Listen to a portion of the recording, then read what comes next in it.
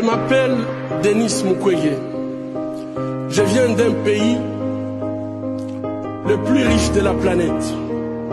Pourtant, le peuple de mon pays est parmi les plus pauvres du monde.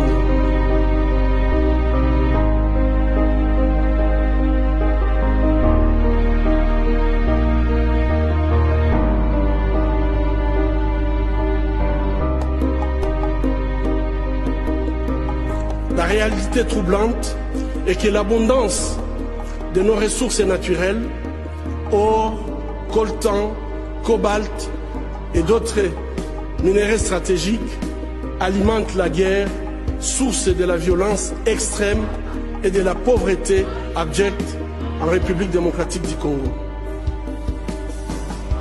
Nous aimons tous les belles voitures, les bijoux, les gadgets. J'ai moi-même un smartphone. Ces objets contiennent des minéraux qu'on trouve chez nous, souvent extraits dans des conditions inhumaines par des enfants jeunes qui sont victimes d'intimidation et de violences sexuelles.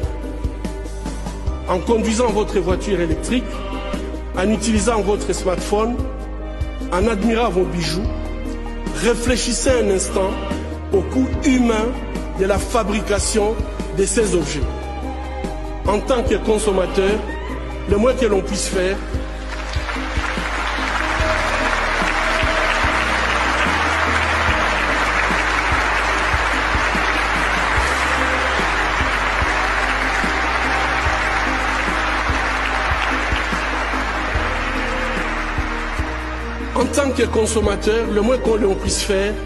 est d'insister que ces produits soient fabriqués dans le respect de la dignité humaine.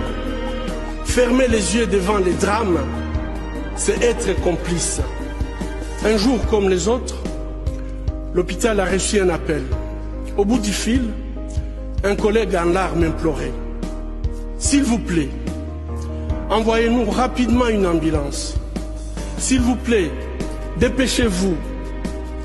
Ainsi, nous avons envoyé une ambulance, comme nous le faisons habituellement. 2 heures plus tard, l'ambulance est revenue. À l'intérieur, une petite fille de juste 18 mois.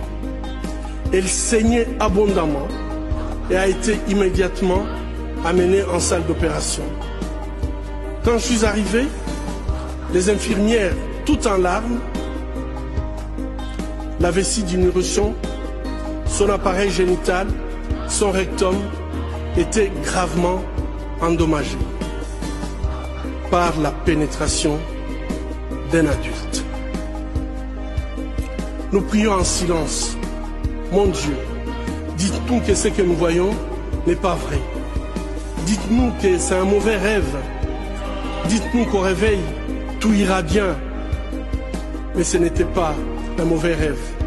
C'était la réalité. C'est devenu notre nouvelle réalité en République démocratique du Congo.